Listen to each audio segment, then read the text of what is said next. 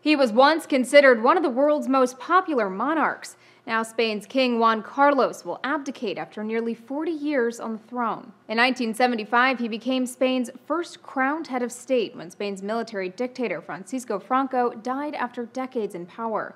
76-year-old Juan Carlos is credited with overseeing Spain's smooth transition from dictatorship to democracy. His son, 46-year-old Crown Prince Felipe, will now succeed him. Spain's Prime Minister Mariano Rajoy made the announcement Monday, explaining the king was stepping down for personal reasons.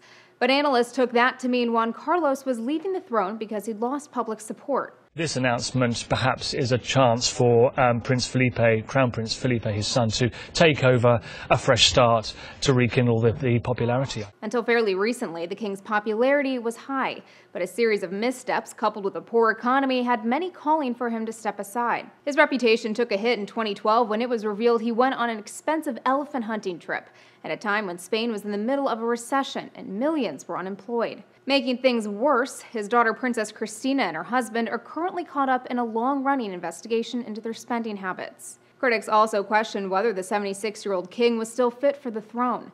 He suffered from poor health in recent years, including a broken hip in 2012 and several surgeries. A poll released in January found 62% of Spaniards wanted Juan Carlos to step down. Contrast that with public opinion in 2012, when 80% of the country said they supported him. The Guardian offers some insight on the stunning reversal.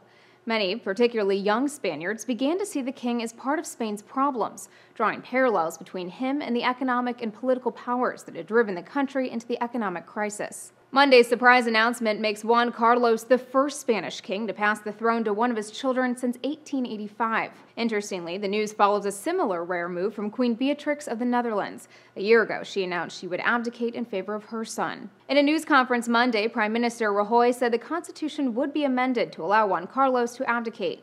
Unlike his father, Felipe's reputation has remained relatively untarnished, with his approval rating actually going up in recent years. For Newsy, I'm Elizabeth Hagedorn, multiple sources, a broader view.